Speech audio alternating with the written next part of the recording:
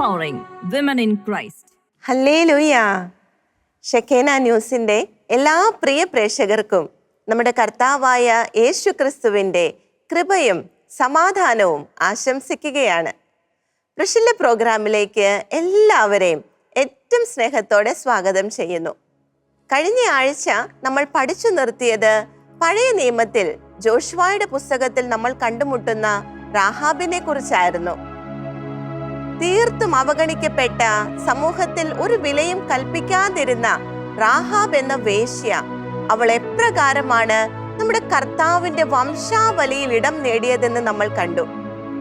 വിശ്വാസ വീരന്മാരെ നമ്മുടെ മുൻപിൽ അണിനിരത്തുന്ന ഹെബ്രായരുടെ പുസ്തകം 11-ാം അധ്യായത്തിൽ റാഹാബിന് എപ്രകാരമാണ് ഒരു സ്ഥാനം കർത്താവ് ഒരുക്കി വെച്ചതെന്നും നമ്മൾ കണ്ടു. ജെറീക്കോ നിവാസികൾ മുഴുവൻ കർത്താവിന്റെ വലിയ അത്ഭുത പ്രവൃത്തികളെ കുറിച്ച് കേട്ട് പേടിച്ചരണ്ടിരുന്നപ്പോൾ ആ കർത്താവിനെ തന്റെ ദൈവമായി ഏറ്റെടുത്ത റാഹാബിന്റെ ആ ഒരു വിശ്വാസം, ആ ഒരു ധൈര്യം, അതായിരുന്നു നമ്മൾ കഴിഞ്ഞ ആഴ്ച ധ്യാനിച്ചത്. എന്റെ പ്രിയ സഹോദരങ്ങളെ, റാഹാബിൽ നിന്നും കർത്താവ് നാം ഓരോരുത്തരോടും പറഞ്ഞ കാര്യങ്ങൾ നമ്മുടെ ജീവിതത്തിലേക്ക് ഏറ്റെടുക്കാൻ നമ്മൾ ഒരുമിച്ച് പ്രാർത്ഥിക്കുകയും അതിനായി നമ്മൾ പ്രയത്നിക്കുകയുമായിരുന്നു. സങ്കീർത്തകനായ ദാവീദ് 23-ാം അധ്യായം അതിൽ 6-ാം തിരുവാക്യത്തിൽ ഇപ്രകാരം പറയുന്നുണ്ട്: അവിടുത്തെ നന്മയും കരുണയും ജീവിതകാലം മുഴുവൻ എന്നെ അനുഗമിക്കും. കർത്താവിന്റെ ആലയത്തിൽ ഞാൻ എന്നേക്കും വസിക്കും. ദാവീദ് രാജാവ് ഉറപ്പോടെ പറയുകയാണ്, അവിടുത്തെ നന്മയും കരുണയും ജീവിതകാലം മുഴുവൻ എന്നെ അനുഗമിക്കുമെന്ന്. ഞാൻ അവിടുത്തെ ആലയത്തിൽ എന്നേക്കും വസിക്കുമെന്ന്. റാഹാബും ഈ ഒരു തീരുമാനമുള്ളവളായിരുന്നു. കർത്താവിന്റെ നന്മയും കരുണയും തന്റെ ജീവിതകാലം മുഴുവൻ അനുഭവിച്ചവളായിരുന്നു റാഹാബ്. അതിനായി കർത്താവിന്റെ ആലയത്തിൽ കർത്താവിനോട് ചേർന്ന് തന്റെ ശിഷ്ടകാലം മുഴുവൻ അവൾ ജീവിക്കുകയാണ് ഉണ്ടായത്. എന്റെ പ്രിയ സഹോദരങ്ങളെ, ഈ ഒരു അഭിഷേകത്തിനായി പ്രാർത്ഥിക്കുവാനായി നമുക്ക് ഒരുങ്ങാം. റാഹാബിനെ പോലെ കർത്താവിലേക്ക് പൂർണ്ണമായും നമ്മുടെ ശ്രദ്ധ തിരിക്കാൻ, കർത്താവിൽ ആശ്രയിച്ചുകൊണ്ട് കർത്താവിനോട് ചേർന്ന് നടക്കാൻ, എന്ത് വില കൊടുക്കാനും തയ്യാറാകുവാൻ നമുക്ക് ഒരുങ്ങാം. ആ ഒരു കൃപയ്ക്കായി പരിശുദ്ധാത്മാവിനോട് നമുക്ക് പ്രാർത്ഥിക്കാം. ഒപ്പം ഇന്നത്തെ നമ്മുടെ ശുശ്രൂഷകളിൽ പരിശുദ്ധാത്മ നിറവുണ്ടാകുവാനായിട്ട് കർത്താവ് പറയുന്ന കാര്യങ്ങൾ, പരിശുദ്ധ വചനത്തിൽ നമുക്കായി എഴുതപ്പെട്ട കാര്യങ്ങൾ ഉൾക്കൊള്ളുവാൻ, അതിനെ പരിപൂർണമായും ഗ്രഹിക്കുവാനുള്ള ഒരു അഭിഷേകം ലഭിക്കുവാൻ നാം ആയിരിക്കുന്നിടത്തിരുന്ന് നമ്മുടെ രാജാവിനെ നമുക്ക് വിളിച്ച് ആരാധിക്കാം. പരിശുദ്ധാത്മാവിനെ നമ്മുടെ ഇടയിലേക്ക് നമുക്ക് സ്വാഗതം ചെയ്യാം. ഹല്ലേലൂയ, ഹല്ലേലൂയ. പരിശുദ്ധാത്മാവേ വരണമേ, പരിശുദ്ധാത്മാവേ ഞങ്ങളുടെ ഇടയിൽ വ്യാപരിക്കണമേ. ഹല്ലേലൂയ, ഹല്ലേലൂയ. പരിശുദ്ധാത്മാവേ വരണമേ. പാവന റൂഹായേ ദൈവശക്തി, ഹല്ലേലൂയ. അഭിഷേകത്തിൻ വാതിൽ തുറക്കണമേ. പരിശുദ്ധാത്മാവേ. പാവന റൂഹായേ ദൈവശക്തി, അഭിഷേകത്തിൻ വാതിൽ തുറക്കണമേ. പരിശുദ്ധാത്മാവേ അഭിഷേകം ചെയ്യണമേ. അടഞ്ഞ വാതിൽ തുറക്കാൻ ഒരുക്കും കെണികൾ തകർക്കാൻ. അടഞ്ഞ വാതിൽ തുറക്കാൻ ദുഷ്ടൻ ഒരുക്കും കെണികൾ തകർക്കാൻ. മഴയായി തീയായി റൂഹാ പെയ്യട്ടെ. കാറ്റായി മഴയായി തീയായി റൂഹാ പെയ്യട്ടെ. കാറ്റായി മഴയായി തീയായി റൂഹാ പെയ്യട്ടെ. കാറ്റായി മഴയായി തീയായി റൂഹാ പെയ്യട്ടെ. പരിശുദ്ധാത്മാവേ വ്യാപരിക്കണമേ. ഞങ്ങൾ ഓരോരുത്തരുടെയും ജീവിതങ്ങളെ അഭിഷേകം ചെയ്യണമേ. കാറ്റായി മഴയായി തീയായി പരിശുദ്ധാത്മാവേ ഞങ്ങളുടെ ജീവിതങ്ങളിൽ വ്യാപരിക്കണമേ എന്ന് പ്രാർത്ഥിക്കുന്നു. ഹല്ലേലൂയ, ഹല്ലേലൂയ. പരിശുദ്ധാത്മാവേ നയിക്കണമേ, നയിക്കണമേ. ഹല്ലേലൂയ, ഹല്ലേലൂയ, ഹല്ലേലൂയ. ചെങ്കടൽ പ്രതിബന്ധം തീർത്ത് മുന്നിൽ ഉയർന്നപ്പോൾ, ഫറവോ സൈന്യം ഭീതി ഉയർത്തി പിന്നിൽ നിരന്നപ്പോൾ. ചെങ്കടൽ പ്രതിബന്ധം തീർത്ത് മുന്നിൽ ഉയർന്നപ്പോൾ, ഫറവോ സൈന്യം ഭീതി ഉയർത്തി പിന്നിൽ നിരന്നപ്പോൾ. പ്രതികൂലത്തിൻ നടുവിൽ പുതിയൊരു പാത തുറന്നവനേ, അഭിഷേകത്തിൻ കൈകൾ നീട്ടി എന്നെ നയിക്കണമേ. പ്രതികൂലത്തിൻ നടുവിൽ പുതിയൊരു പാത തുറന്നവനേ, അഭിഷേകത്തിൻ കൈകൾ നീട്ടി എന്നെ നയിക്കണമേ. കാറ്റായി മഴയായി തീയായി റൂഹാ പെയ്യട്ടെ. കാറ്റായി മഴയായി തീയായി റൂഹാ പെയ്യട്ടെ. പരിശുദ്ധാത്മാവേ കാറ്റായി മഴയായി വ്യാപരിക്കണമേ. തീയായി റൂഹാ പെയ്യട്ടെ. ഹല്ലേലൂയ. കാറ്റായി മഴയായി തീയായി റൂഹാ പെയ്യട്ടെ. ഹല്ലേലൂയ. കാറ്റായി പരിശുദ്ധാത്മാവേ മഴയായി തീയായി റൂഹാ പെയ്യട്ടെ. കാറ്റായി മഴയായി തീയായി റൂഹാ പെയ്യട്ടെ. ഹല്ലേലൂയ. കാറ്റായി മഴയായി തീയായി റൂഹാ പെയ്യട്ടെ. പരിശുദ്ധാത്മാവേ വരണമേ. കാറ്റായി മഴയായി തീയായി റൂഹാ പെയ്യട്ടെ. കാറ്റായി മഴയായി തീയായി റൂഹാ പെയ്യട്ടെ. ഹല്ലേലൂയ. കാറ്റായി മഴയായി തീയായി റൂഹാ പെയ്യട്ടെ. കാറ്റായി മഴയായി തീയായി റൂഹാ പെയ്യട്ടെ. പരിശുദ്ധാത്മാവേ കാറ്റായി മഴയായി ശുശ്രൂഷയെ തീയായി റൂഹാ പരിശുദ്ധാത്മാവേ പെയ്യട്ടെ. ഞങ്ങൾ ഓരോരുത്തരുടെയും ജീവിതത്തിൽ അങ്ങ് ഇടപെടണമേ എന്ന് പ്രാർത്ഥിക്കുന്നു. പോകേണ്ട വഴി ഞങ്ങൾക്ക് കാണിച്ചു തരണമേ എന്ന് പ്രാർത്ഥിക്കുന്നു. കർത്താവിനോട് ചേർന്ന് നടക്കുവാൻ ഞങ്ങൾ അഭിഷേകം ചെയ്യണമേ എന്ന് ആത്മാവേ ഞങ്ങൾ പ്രാർത്ഥിക്കുന്നു. ഹല്ലേലൂയ, ഹല്ലേലൂയ, ഹല്ലേലൂയ. പരിശുദ്ധാത്മാവേ വരണമേ, പരിശുദ്ധാത്മാവേ വരണമേ. ഹല്ലേലൂയ, ഹല്ലേലൂയ, ഹല്ലേലൂയ. ഞങ്ങളുടെ പ്രിയപ്പെട്ട അമ്മേ മാതാവേ, കർത്താവിനോട് ചേർന്ന് ഓരോ നിമിഷവും ജീവിച്ച് ഞങ്ങളെ കാണിച്ചു തന്ന ഞങ്ങളുടെ പ്രിയപ്പെട്ട അമ്മേ, ആ ഒരു അഭിഷേകത്തിലേക്ക് ഞങ്ങൾ കയറുവാൻ, ആ ഒരു കൃപ ഞങ്ങൾക്ക് ലഭിക്കുവാൻ അമ്മേ പ്രാർത്ഥിക്കണമേ. വിശുദ്ധ യൗസേപ്പിതാവേ, തിരുക്കുടുംബത്തിന്റെ പാലക, ഞങ്ങളുടെ ഓരോരുത്തരുടെയും കുടുംബങ്ങൾ കർത്താവിന് സാക്ഷ്യം നൽകുന്ന കുടുംബങ്ങളായി മാറുവാൻ, ധൈര്യത്തോടെ ധീരതയോടെ കർത്താവിന് വേണ്ടി നിൽക്കുന്ന കുടുംബങ്ങളായി മാറുവാൻ യൗസേപ്പിതാവേ പ്രാർത്ഥിക്കണമേ. നമുക്ക് ചേർന്ന് പ്രാർത്ഥിക്കാം. നന്മ നിറഞ്ഞ മറിയമേ സ്വസ്തി, കർത്താവ് അങ്ങയോടുകൂടെ സ്ത്രീകളിൽ അങ്ങ് അനുഗ്രഹിക്കപ്പെട്ടവളാകുന്നു. അങ്ങയുടെ ഉദരത്തിൻ ഫലമായി ഈശോ അനുഗ്രഹിക്കപ്പെട്ടവനാകുന്നു. പരിശുദ്ധ മറിയമേ, തമ്പുരാന്റെ അമ്മേ, പാപികളായ ഞങ്ങൾക്ക് വേണ്ടി ഇപ്പോഴും ഞങ്ങളുടെ മരണസമയത്തും തമ്പുരാനോട് അപേക്ഷിക്കണമേ. ആമേൻ. ആമേൻ. യേശുക്രിസ്തുവിൽ എൻ്റെ പ്രിയ സഹോദരങ്ങളെ, നമ്മൾ റാഹാബിനെ കുറിച്ച് പഠിച്ചു വരികയായിരുന്നു. നമ്മൾ കണ്ടു റാഹാബിന്റെ ആ ഒരു വിശ്വാസവും അവളുടെ ആ ധീരതയും കാരണം ആ ഇസ്രായേലിൽ നിന്ന് വന്ന ചാരന്മാരെ, ജോഷുവ അയച്ച രഹസ്യ നിരീക്ഷകരെ അവൾ എപ്രകാരമാണ് സംരക്ഷിച്ചതെന്ന്. അവർക്ക് അവിടെ അഭയം കൊടുക്കുക മാത്രമല്ല, അവരെ വളരെ സുരക്ഷിതരായി ജെറിക്കോയിൽ നിന്ന് അവൾ തിരിച്ചയക്കുന്നുണ്ട്. അതിലൂടെ തന്നെ ഇസ്രായേൽ ജനത്തിന് തന്നെ വലിയൊരു രക്ഷയായി അവൾ മാറുകയായിരുന്നു. ഒത്തിരിയേറെ കാര്യങ്ങൾ ഈ ചാരന്മാർ വഴി ഇസ്രായേൽ നേതൃത്വത്തിന് ലഭിക്കുകയും അങ്ങനെ ഇസ്രായേലിന്റെ ആ ഒരു യുദ്ധത്തിൽ വളരെ നിർണായകമായ ഒരു പങ്ക് റാഹാബ് വഹിക്കുകയുമായിരുന്നു. എന്നാൽ ഇസ്രായേലിലെ ചാരന്മാരിലോ ഇസ്രായേൽ ജനത്തിലോ നിന്നില്ല. അവൾ ചെയ്ത ആ ഒരു പ്രവൃത്തിയുടെ ഫലം അവളുടെ കുടുംബത്തിന് തന്നെ വലിയ രക്ഷയായി തീരുകയായിരുന്നു. ഇവിടെ നമ്മൾ കുടുംബം മുഴുവൻ മരണത്തിൽ നിന്ന് രക്ഷപ്പെടുന്നതായി നമ്മൾ കാണുന്നുണ്ട്. എന്നാൽ അതുപോലെ തന്നെ ആ ഇസ്രായേൽ ജനത്തിന്റെ ഒരു ഭാഗമായി റാഹാബിന്റെ കുടുംബം മാറുകയായിരുന്നു. സത്യദൈവ വിശ്വാസികളായി അവർ ഓരോരുത്തരും രൂപാന്തരപ്പെടുകയായിരുന്നു. ഇസ്രായേൽ സമൂഹത്തിലേക്ക് അവർ ചേർക്കപ്പെടുകയായിരുന്നു. ഇതിന്റെ എല്ലാം മൂല കാരണം എന്തായിരുന്നു? റാഹാബിന്റെ ആ ഒരു വിശ്വാസവും അവൾ എടുത്ത നിലപാടുമായിരുന്നു അവളുടെ കുടുംബത്തിന് രക്ഷയായി മാറിയത്. അതേക്കുറിച്ചാണ് ഇന്ന് നമ്മൾ ഒരുമിച്ച് ധ്യാനിക്കാനും പഠിക്കാനുമായി പോകുന്നത്. നമുക്ക് പരിശുദ്ധ വചനത്തിലേക്ക് വരാം. ജോഷുവയുടെ പുസ്തകം 2-ാം അധ്യായം അവിടെ 13-ാം തിരുവാക്യം നമുക്കൊന്ന് ശ്രദ്ധിക്കാം. എന്റെ മാതാപിതാക്കളുടെയും സഹോദരി സഹോദരന്മാരുടെയും മറ്റു ബന്ധുക്കളുടെയും ജീവൻ രക്ഷിക്കുമെന്നതിന് ഉറപ്പുള്ള അടയാളവും എനിക്കു തരണം. ഇത് റാഹാബ് ആ ഇസ്രായേൽ ചാരന്മാരോട് പറയുന്ന കാര്യമാണ്.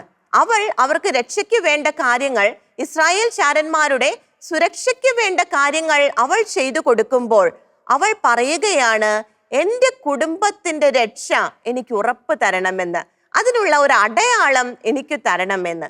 എൻ്റെ പ്രിയ സഹോദരങ്ങളെ, നമ്മൾ ചിന്തിക്കുമ്പോൾ ഇവിടെ റാഹാബ് ചെയ്യുന്നത് ലോകത്തിന് മുൻപിൽ ശരിക്കും ഒരു വിഡ്ഢിത്തരമാണ്. ജെറീക്കോയുടെ ആ ഒരു സംരക്ഷണ കോട്ടയ്ക്കുള്ളിൽ സുരക്ഷിതയായി അവൾ വസിക്കുമ്പോൾ അവൾ കർത്താവിന് വേണ്ടി കണ്ണുമടച്ച് ഈ തീരുമാനങ്ങൾ എടുക്കുകയാണ്. ചാരന്മാരെ സംരക്ഷിച്ച് അവർക്ക് വേണ്ടുന്നതായതെല്ലാം ചെയ്തു കൊടുക്കുകയാണ്. അപ്പോൾ ലോകത്തെ സംബന്ധിച്ചിടത്തോളം അവൾ വിഡ്ഢിത്തരമാണ് കാണിക്കുന്നത്. എന്നാൽ താൻ ചെയ്യുന്നതിന്റെ യാഥാർത്ഥ്യം എന്തെന്ന് അതിലെ കാര്യം എന്തെന്ന് വളരെ വ്യക്തമായി റാഹാബിന് അറിയാമായിരുന്നു. അതിന് ഫലമുണ്ടെന്നും അവൾ തിരിച്ചറിഞ്ഞിരുന്നു. അവിടെ തന്നെ അവൾ അവിടെ ഒരു തീരുമാനം എടുക്കുകയാണ്. തൻ്റെ കുടുംബത്തെയും തൻ്റെ കൂടെ തന്നെ അവൾ രക്ഷിക്കുകയാണ്. അതിന് വേണ്ടുന്നതായതെല്ലാം അവൾ അവിടെ ചെയ്യുകയാണ്. അവൾ അങ്ങനെ അവരോട് പറയുക മാത്രമല്ല ചെയ്തത്. ഈ ഒരു ഡിമാൻഡ് റാഹാബ് വെച്ചപ്പോൾ ആ ചാരന്മാർ തിരിച്ചു പറഞ്ഞ ഒരു കാര്യമുണ്ട്. അതെന്താണെന്ന് 18-ാം വാക്യത്തിൽ നമുക്ക് കാണുവാനായി സാധിക്കും. ഞങ്ങൾ തിരിച്ചു വരുമ്പോൾ ഞങ്ങളെ ഇറക്കിവിട്ട ജനാലയിൽ ചുവന്ന ഈ ചരട് കെട്ടിയിരിക്കണം. ഇതായിരുന്നു ചാരന്മാർ പറഞ്ഞ ഒന്നാമത്തെ കാര്യം. അവർ ഇറങ്ങിപ്പോയ ആ ജനാലയിൽ റാഹാബ് ഒരു കയറു വഴിയാണ് ജനാലയിൽ കൂടി ഇവരെ ഇറക്കി വിടുന്നത്. ആ ജനാലയിൽ ചുവന്ന ഈ ചരട് കെട്ടിയിരിക്കണം എന്ന് ചാരന്മാർ പറയുകയാണ്. അവർക്ക് ആ വീട് ഏതാണെന്ന് തിരിച്ചറിയാനായിരിക്കാം അവർ അങ്ങനെ ഒരു കാര്യം പറഞ്ഞത്. രണ്ടാമത് വീണ്ടും പറയുകയാണ്, നിന്റെ മാതാപിതാക്കളെയും സഹോദരരെയും പിതൃഭവനത്തിലെ എല്ലാവരെയും നിന്റെ വീട്ടിൽ വിളിച്ചു കൂട്ടണം. റാഹാബിനോട് അവർ പറഞ്ഞ രണ്ടാമത്തെ കാര്യം, ആ കുടുംബത്തിൽ രക്ഷപ്പെടേണ്ടവരെല്ലാവരും ആ ഒരു കുടുംബത്തിൽ ഒരുമിച്ചുണ്ടായിരിക്കണം. മാതാപിതാക്കളെ, സഹോദരങ്ങളെ, പിതൃഭവനത്തിലുള്ളവരെ എല്ലാം ആ ഒരു ഭവനത്തിൽ, ചുവന്ന ചരട് ഉള്ള ജനാലയുള്ള ആ ഭവനത്തിൽ ഒരുമിച്ച് കൂട്ടിയിരിക്കണം. എൻ്റെ പ്രിയ സഹോദരങ്ങളെ, ആ ഒരു സമയത്ത് റാഹാബ് അത് അക്ഷരം പ്രതി അനുസരിക്കുകയാണ്. ഈ രണ്ട് കാര്യങ്ങൾ അവൾ വളരെ കൃത്യതയോടെ ചെയ്യുന്നതായി നമുക്ക് കാണുവാനായി സാധിക്കും. ഉറപ്പായിട്ടും വളരെ അരക്ഷിതമായ ഒരു അവസ്ഥയായിരിക്കാം ആ സമയത്ത് അവിടെ ഉണ്ടായിരിക്കുക. യുദ്ധത്തിന്റെ സമയമാണ്. ആ തിരക്കിനിടയിൽ, ആ ഒരു പ്രയാസത്തിനിടയിൽ എല്ലാം അവൾ തൻ്റെ കുടുംബത്തിലെ എല്ലാവരെയും തൻ്റെ ആ ഒരു വീട്ടിൽ ഒരുമിച്ച് കൂട്ടുകയാണ്. ചാരന്മാർ പറഞ്ഞ വാക്കുകൾ കർത്താവിന്റെ വാക്കുകളായി അവൾ സ്വീകരിച്ച് ആ പ്രവൃത്തി ചെയ്യുകയാണ്. തുടർന്ന് 6-ാം അധ്യായത്തിലേക്ക് നമ്മൾ വരുമ്പോൾ 6-ാം അധ്യായം 23-ാം തിരുവാക്യത്തിൽ അവസാനം എന്താണ് ഉണ്ടായതെന്ന് പരിശുദ്ധ വചനം നമ്മളോട് പറയുന്നുണ്ട്. ആ യുവാക്കൾ ജോഷുവ ആ യുദ്ധസമയത്ത് ജെറീക്കോയെ കീഴടക്കുന്ന സമയത്ത് ആ രണ്ട് ചാരന്മാരെ വീണ്ടും റാഹാബിന്റെ ഭവനത്തിലേക്ക് പറഞ്ഞു വിടുകയാണ്.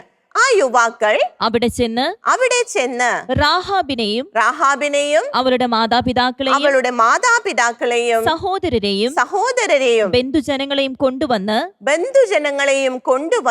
ഇസ്രായേൽ പാളയത്തിന് പുറത്ത് താമസിപ്പിച്ചു. ജെറീക്കോ പട്ടണത്തിൽ നിന്ന് ആകെ കൂടെ രക്ഷപ്പെട്ട ഒരു കുടുംബമായിരുന്നു റാഹാബിന്റെ കുടുംബം. ആ റാഹാബിന്റെ കുടുംബം ഇസ്രായേൽക്കാരോട് ചേരുന്നതായിട്ടാണ് നമ്മൾ കാണുന്നത്. എൻ്റെ പ്രിയ സഹോദരങ്ങളെ, ആ ഒരു കുടുംബത്തിന്റെ രക്ഷ അതെങ്ങനെയാ സംഭവിച്ചത്? റാഹാബ് എന്ന ഒരേ ഒരു വ്യക്തിയുടെ വിശ്വാസം, അവളുടെ ആ കാര്യങ്ങളെല്ലാം കൃത്യമായി നേടിയെടുക്കുന്നതിലുള്ള ആ ഒരു കഴിവ്, അതിലൂടെയാണ് റാഹാബിന്റെ കുടുംബം രക്ഷ നേടിയത്. അവൾ ഇസ്രായേൽ ജനത്തോട് ചേർന്നത്. റാഹാബിന്റെ വിശ്വാസമാണ് ആ കുടുംബത്തിന് രക്ഷയായി തീർന്നത്. വിശുദ്ധ മത്തായി ശ്ലീഹായുടെ സുവിശേഷത്തിലേക്ക് വരുമ്പോൾ 1-ാം അധ്യായം 5-ാം തിരുവാക്യം നമ്മൾ ഓൾറെഡി കേട്ട വചനമാണ്. ഒരിക്കൽ കൂടി റാഹാബിന്റെ ആ പ്രവൃത്തിയിലൂടെ അവളുടെ കുടുംബത്തിന് വന്ന ആ ഒരു വലിയ നേട്ടം എന്താണെന്ന് നമുക്കൊന്ന് ശ്രദ്ധിക്കാം. സൽമോൻ റാഹാബിൽ നിന്നും ജനിച്ച അതായത് ഇസ്രായേൽക്കാരനായ സൽമോനെ റാഹാബ് വിവാഹം ചെയ്യുകയാണ്. അവൾ ഇസ്രായേലിന്റെ ഭാഗമായി മാറുകയാണ്. സൽമോൻ റാഹാബിൽ നിന്ന് ജനിച്ച ബോവാസിന്റെയും റൂത്തിൽ നിന്നും ജനിച്ച ഓബദിന്റെയും ജസ്സയുടെയും ദാവീദ് രാജാവിന്റെയും പിതാവായിരുന്നു. നമ്മുടെ കർത്താവിന്റെ വംശാവലിയിലെ ഒരു ഭാഗമാണ് നമ്മൾ കേട്ടത്. സൽമോന്റെ ഭാര്യയായ റാഹാബിൽ ജനിച്ച ബോവാസ് റൂത്തിന് ഭർത്താവായി മാറുകയാണ്. റൂത്തിനെ കുറിച്ച് നമ്മൾ പഠിച്ചതാണ്. ഇതുപോലെ തന്നെ മറ്റൊരു വിശ്വാസ വീരയായിരുന്നു റൂത്തും. റൂത്തിന്റെ അമ്മായിയമ്മയായിട്ടാണ് റാഹാബ് മാറുന്നത്. റൂത്തിൽ നിന്ന് ജനിച്ച ഓബദിൽ നിന്ന് ജെസ്സെ ദാവീദ് രാജാവിന്റെ പിതാവായിരുന്നു. അതായത് ദാവീദ് രാജാവിന്റെ ഗ്രേറ്റ് ഗ്രാൻഡ് മദർ ആയിട്ടാണ് റാഹാബ് വരുന്നത്. എൻ്റെ സഹോദരങ്ങളെ, ജെറീക്കോയിലെ ഒരു വിജാതിയായിരുന്ന വേശ്യയായിരുന്ന റാഹാബ് അവൾ കർത്താവിനെ പിന്തുടരാൻ തീരുമാനിച്ചപ്പോൾ, തൻ്റെ കുടുംബത്തിന്റെ രക്ഷയ്ക്ക് വേണ്ടി അവൾ അധ്വാനിക്കാൻ തീരുമാനിച്ചപ്പോൾ ഉണ്ടായ ഫലങ്ങളാണ് നമ്മൾ ഈ കേട്ടതെല്ലാം. ഇതേ ഒരു റോളിലേക്ക് നാം ഓരോരുത്തർക്കും കയറി നിൽക്കാൻ സാധിക്കും. നമ്മുടെ കുടുംബത്തിന്റെ ആ ഒരു നിത്യരക്ഷയ്ക്ക് വേണ്ടി നമ്മൾ നിലപാടുകൾ എടുക്കുമ്പോൾ ആ ഒരു സമയത്ത് പലർക്കും അത് മനസ്സിലാകണമെന്നില്ല. വളരെ റിസ്കുകളുള്ള ഒരു തീരുമാനമായിരിക്കാം, റിസ്കുകളുള്ള നിലപാടുകളായിരിക്കാം. എന്നാൽ കർത്താവിന് വേണ്ടി നമ്മൾ അങ്ങനെ നിൽക്കുമ്പോൾ എന്താണ് ഉണ്ടാവുക എന്നതാണ് പരിശുദ്ധ ബൈബിളിലെ ഈ ഓരോ കാര്യങ്ങളും ഓരോ വ്യക്തികളും നമുക്ക് പറഞ്ഞു തരുന്നത്. അങ്ങനെ റാഹാബിലൂടെ റാഹാബിന്റെ കുടുംബം മുഴുവൻ രക്ഷ പ്രാപിക്കുകയാണ്. അപ്പസ്തോല പ്രവർത്തനങ്ങൾ 16-ാം അധ്യായം 31-ാം തിരുവാക്യത്തിൽ നാം ഒരു വചനം കാണുന്നുണ്ട്. നമ്മുടെ ഓരോ കുടുംബങ്ങളിലും നമ്മൾ തീരുമാനിക്കേണ്ട, നമ്മൾ സ്വീകരിക്കേണ്ട ഒരു വചനമാണത്. അവർ പറഞ്ഞു, കർത്താവായ യേശുവിൽ വിശ്വസിക്കുക, നീയും നിന്റെ കുടുംബവും രക്ഷ പ്രാപിക്കും. ഇവിടെ അപ്പസ്തോലന്മാർ പറയുന്ന വാക്യങ്ങളാണിത്. നാം ഓരോരുത്തരോടും അതേ വാക്യം തന്നെ ഇന്ന് പരിശുദ്ധ വചനത്തിലൂടെ കർത്താവ് പറയുകയാണ്. കർത്താവായ യേശു ക്രിസ്തുവിൽ വിശ്വസിക്കുക. വിശ്വസിച്ചുകൊണ്ട് കർത്താവിനോട് ചേർന്ന് നിൽക്കുമ്പോൾ, കർത്താവിനോട് ചേർന്നുള്ള ഒരു ജീവിതം നാം ഓരോരുത്തരും നയിക്കുമ്പോൾ നീയും നിന്റെ കുടുംബവും രക്ഷ പ്രാപിക്കും. റാഹാബിന്റെ ജീവിതം അതല്ലേ നമുക്ക് കാണിച്ചു തന്നത്. കർത്താവിൽ വിശ്വസിച്ച് അവൾ ഇറങ്ങി തിരിച്ചപ്പോൾ അവളും അവളുടെ കുടുംബവും രക്ഷ പ്രാപിക്കുകയായിരുന്നു. ഇതേ കാര്യം തന്നെ പുതിയ നിയമത്തിൽ നമുക്കൊരു സംഭവം കാണുവാനായി സാധിക്കും. പുതിയ നിയമത്തിലെ അപ്പസ്തോല പ്രവർത്തനങ്ങളിൽ കൊർന്നേലിയോസ് എന്നൊരു വ്യക്തിയെ നമ്മൾ 10-ാം അധ്യായത്തിൽ കണ്ടുമുട്ടുന്നുണ്ട്. അപ്പസ്തോല പ്രവർത്തനങ്ങൾ 10-ാം അധ്യായം അവിടെ 24-ാം തിരുവാക്യം നമുക്കൊന്ന് ശ്രദ്ധിക്കാം. പിറ്റേ ദിവസം അവർ കേസറിയായിലെത്തി. അതായത് പത്രോസ്ലീഹായും സംഘവും കേസറിയായിലെത്തി. കൊർന്നേലിയോസ് തന്റെ ബന്ധുക്കളെയും അടുത്ത സുഹൃത്തുക്കളെയും വിളിച്ചുകൂട്ടി അവരുടെ വരവ്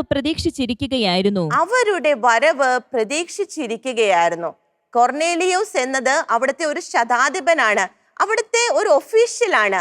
ആ വ്യക്തി തന്റെ ഭവനത്തിൽ ബന്ധുക്കളെയും സുഹൃത്തുക്കളെയും ഒക്കെ വിളിച്ചുകൂട്ടി കാത്തിരിക്കുകയായിരുന്നു പത്രോസ്ലീഹായുടെയും സംഘത്തിന്റെയും ആ ഒരു വരവിനെ. എന്തുകൊണ്ടായിരിക്കാം കൊർന്നേലിയോസ് ഇത്രമാത്രം ഒരുക്കങ്ങളോടെ തന്റെ ഭവനത്തിൽ ഇവരെല്ലാം ഒരുമിച്ച് കൂട്ടി കാത്തിരുന്നത്? അതിന്റെ ഉത്തരം അപ്പസ്തോല പ്രവർത്തനങ്ങൾ 11-ാം അധ്യായം അവിടെ 14-ാം തിരുവാക്യത്തിൽ നമുക്ക് കാണുവാനായി സാധിക്കും. നിനക്കും, അവിടെ കൊർന്നേലിയോസിന് പരിശുദ്ധാത്മാവ് ഒരു ദർശനത്തിലൂടെ പറയുകയാണ്, നിനക്കും നിന്റെ ഭവനത്തിനു മുഴുവനും രക്ഷ കിട്ടുന്നതിനുള്ള കാര്യങ്ങൾ അവൻ നിന്നോട് പറയും. കൊർന്നേലിയോസിന് അങ്ങനെ ഒരു വെളിപാട് ലഭിക്കുകയാണ്. പത്രോസ്ലീഹായെ വിളിച്ച് തന്റെ ഭവനത്തിലേക്ക് വരുത്തി അദ്ദേഹം പറയുന്ന കാര്യങ്ങൾ കേൾക്കുമ്പോൾ നിനക്കും നിന്റെ ഭവനത്തിനും ആ ഭവനത്തിലുള്ള എല്ലാവർക്കും രക്ഷയ്ക്ക് വേണ്ടുന്നതായ കാര്യങ്ങൾ അവർ പറഞ്ഞു തരുമെന്ന്. ഈ ഒരു വാഗ്ദാനം കിട്ടിക്കഴിഞ്ഞപ്പോൾ എന്ത് വില കൊടുത്തും, നമുക്കറിയാം പത്രോസ്ലീഹായ്ക്ക് മറ്റ് ക്രൈസ്തവർക്ക് ക്രിസ്തു ശിഷ്യന്മാർക്ക് യാതൊരു വിലയും അവിടുത്തെ ഗവൺമെന്റ് കൽപ്പിച്ചിരുന്നില്ല. ആ ഒരു സമയത്ത് മറ്റൊന്നിനെയും ഭയപ്പെടാതെ കൊർന്നേലിയോസ് തന്റെ വീട്ടിൽ, തന്റെ ഭവനത്തിൽ തന്റെ ബന്ധുക്കളെ എല്ലാം ഒരുമിച്ച് കൂട്ടുകയാണ്. തന്റെ സുഹൃത്തുക്കളെ, സഹോദരങ്ങളെ എല്ലാം ഒരുമിച്ച് കൂട്ടി പത്രോസ്ലീഹ പറയുന്ന കാര്യങ്ങൾ അവർ കേൾക്കുകയാണ്. അതിന്റെ അവസാനം എന്താണ് ഉണ്ടായതെന്ന് അപ്പസ്തോല പ്രവർത്തനങ്ങൾ 10-ാം അധ്യായം 44-ാം തിരുവാക്യം നമുക്ക് പറഞ്ഞു തരുന്നുണ്ട്. പത്രോസ് ഇത് പറഞ്ഞുകൊണ്ടിരിക്കുമ്പോൾ തന്നെ, പത്രോസ്ലീഹ പ്രസംഗിച്ചുകൊണ്ടിരിക്കുമ്പോൾ തന്നെ കേട്ടുകൊണ്ടിരുന്ന എല്ലാവരുടെയും മേൽ പരിശുദ്ധാത്മാവ് വന്നു. ആ കൊർന്നേലിയോസിന്റെ ആ ഒരു പ്രവൃത്തി മൂലം അവിടെ കൂടിയിരുന്ന എല്ലാവരുടെയും മേൽ, കൊർന്നേലിയോസിന്റെ ഭവനത്തിലെ ഓരോരുത്തരുടെയും മേൽ പരിശുദ്ധാത്മാവ് വരികയാണ്.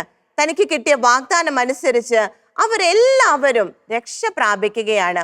ഇവിടെ കൊർന്നേലിയോസ് എന്ന വ്യക്തിയുടെ പ്രവർത്തനം, അദ്ദേഹത്തിന്റെ ആ ഒരു ഇനിഷ്യേറ്റീവ് മൂലം ആ കുടുംബം മുഴുവൻ രക്ഷ പ്രാപിക്കുകയാണ്. റാഹാബിനെ പോലെ തന്നെ കൊർന്നേലിയോസും തന്റെ കുടുംബത്തിന്റെ രക്ഷയ്ക്ക് കാരണമായി മാറുകയാണ്. വീണ്ടും നമുക്ക് അപ്പസ്തോല പ്രവർത്തനങ്ങൾ 16-ാം അധ്യായത്തിലേക്ക് കടന്നു വരാം. അവിടെ നമ്മൾ പഠിച്ച ലീദിയായെ നമുക്ക് കണ്ടുമുട്ടുവാനായി സാധിക്കും. 16-ാം അധ്യായം അവിടെ 14-ാം തിരുവാക്യം നമുക്കൊന്ന് ശ്രദ്ധിക്കാം. ഞങ്ങളുടെ വാക്കുകൾ കേട്ടവരുടെ കൂട്ടത്തിൽ പൗലോസ്ലീഹ പറയുകയാണ്, ഞങ്ങളുടെ വാക്കുകൾ കേട്ടവരുടെ കൂട്ടത്തിൽ തിയത്തീറ പട്ടണത്തിൽ നിന്നും വന്ന തിയത്തീറ പട്ടണത്തിൽ നിന്നും വന്ന പട്ടുവിൽപ്പനക്കാരിയും ദൈവഭക്തയുമായ ലീദിയ എന്ന സ്ത്രീയും ഉണ്ടായിരുന്നു. പൗലോസ് പറഞ്ഞ കാര്യങ്ങൾ സ്വീകരിക്കാൻ കർത്താവ് അവളുടെ ഹൃദയം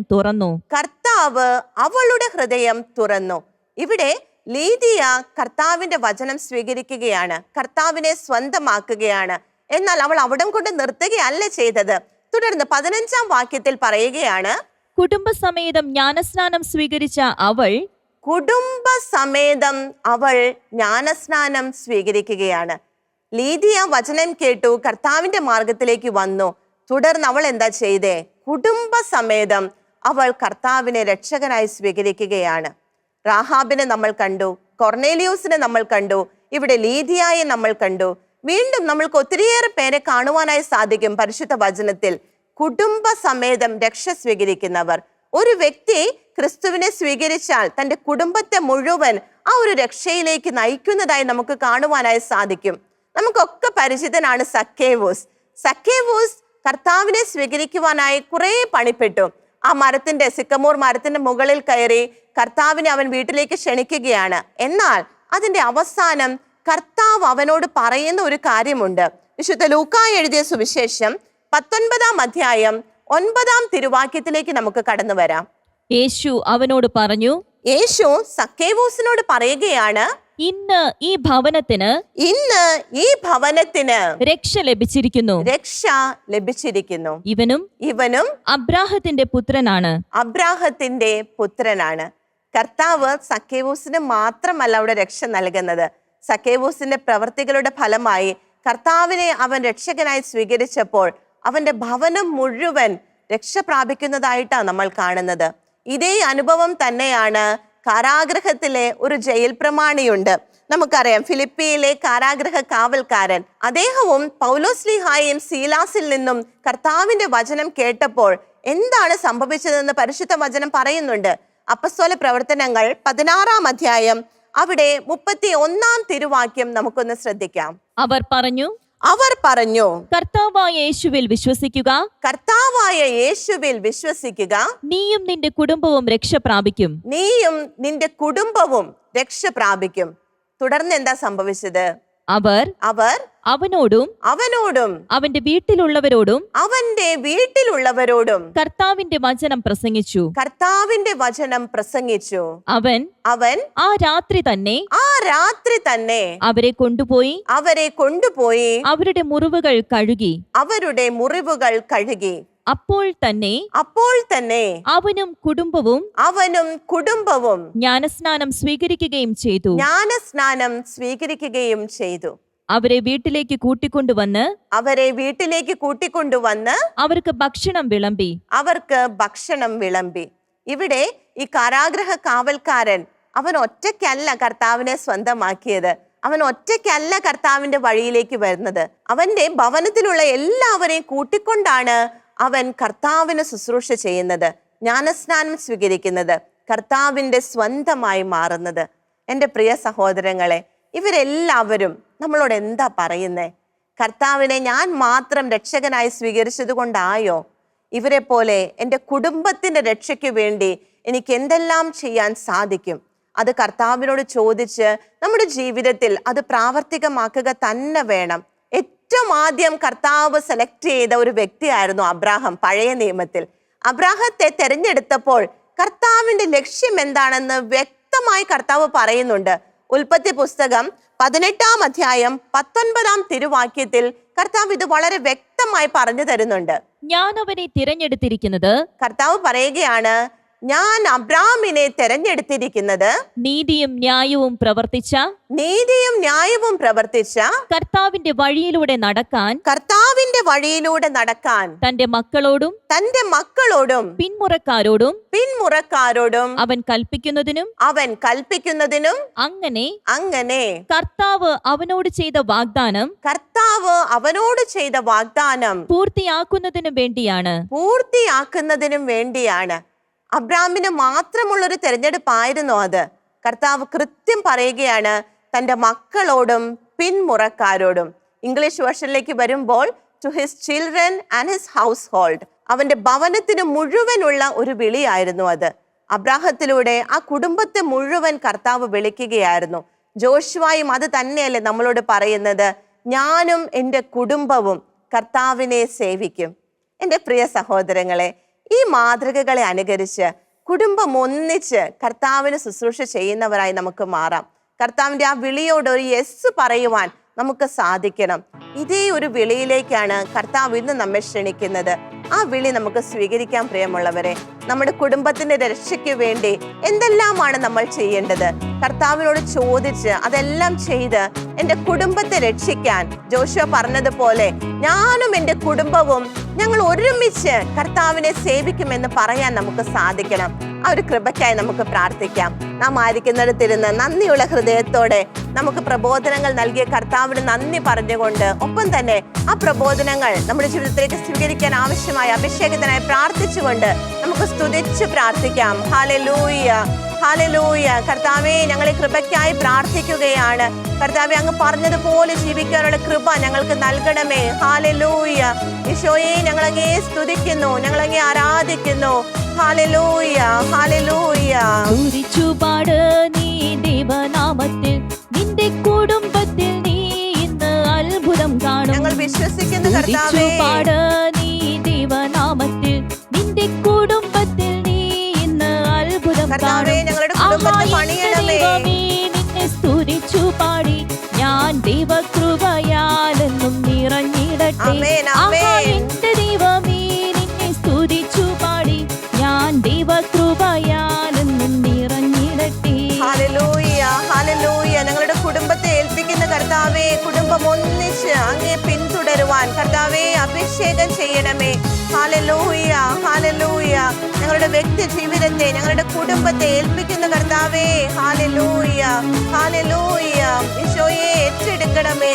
ഹല്ലേലൂയ. താളമേളത്താൽ നീ പാടി സ്തുതിക്ക്, നിന്റെ ദൈവനാമത്തിൽ നീ ഇന്ന് അത്ഭുതം കാണും. ഹല്ലേലൂയ. താളമേളത്താൽ നീ പാടി സ്തുതിക്ക്, നിന്റെ ദൈവനാമത്തിൽ നീ ഇന്ന് അത്ഭുതം കാണും.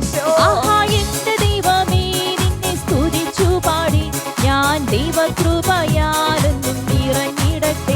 ആഹാ, എന്റെ ദൈവമേ, നിന്നെ സ്തുതിച്ചു പാടി ഞാൻ ദൈവകൃപയാലെന്നും നിറഞ്ഞിടട്ടെ. ഞാൻ ദൈവകൃപയാലെന്നും നിറഞ്ഞിടട്ടെ. ഞാൻ ദൈവകൃപയാലെന്നും നിറഞ്ഞിടട്ടെ. ഞാൻ ദൈവകൃപയാലെന്നും നിറഞ്ഞിടട്ടെ. ഹല്ലേലൂയ, ഹല്ലേലൂയ, ഹല്ലേലൂയ. കർത്താവേ, കൃപ നൽകണമേ. കുടുംബം ഒന്നിച്ച് അങ്ങേ ശുശ്രൂഷിക്കുവാനുള്ള, അങ്ങേ പിൻപറ്റുവാനുള്ള കൃപ നൽകണമേ. ഹല്ലേലൂയ, ഹല്ലേലൂയ. ഈശോയെ നന്ദി, ഈശോയെ ആരാധന. ഹല്ലേലൂയ, ഹല്ലേലൂയ. ഈശോയെ നന്ദി, ഈശോയെ നന്ദി. ഹല്ലേലൂയ, ഹല്ലേലൂയ. ആമേൻ. എൻ്റെ പ്രിയ സഹോദരങ്ങളെ, നമ്മൾ പഠിച്ചവരെ പോലെ നമുക്ക് കുടുംബം ഒന്നിച്ച് കർത്താവിനോട് ചേർന്ന് പോകാനുള്ള കൃപയ്ക്കായി പ്രാർത്ഥിച്ച് ആ ഒരു കൃപ നമുക്ക് സ്വീകരിച്ചെടുക്കാം. കർത്താവിൻ്റെ വേലയിൽ നമുക്ക് ഒരുമിച്ച് പരസ്പരം സഹകരിച്ച് പ്രോത്സാഹിപ്പിച്ച് മുന്നോട്ട് പോകാം. നിങ്ങളുടെ പ്രാർത്ഥനകളും നിയോഗങ്ങളും അതുപോലെ ശുശ്രൂഷയെക്കുറിച്ചുള്ള നിങ്ങളുടെ അഭിപ്രായങ്ങളെല്ലാം ഞങ്ങളെ അറിയിക്കുക. കർത്താവ് എല്ലാവരെയും സമൃദ്ധമായി അനുഗ്രഹിക്കുകയും പരിപാലിക്കുകയും ചെയ്യട്ടെ. നിങ്ങളുടെ അഭിപ്രായങ്ങളും പ്രാർത്ഥനാ നിയോഗങ്ങളും ഞങ്ങളെ അറിയിക്കുക. ഞങ്ങളുടെ നമ്പർ 9495219811. ഞങ്ങളുടെ ഇമെയിൽ priscilla@gmail.com. ഞങ്ങളുടെ address പ്രിഷില്ല Shekinah news, Thalikkode, Pattikkad PO, Thrissur, Kerala 680652.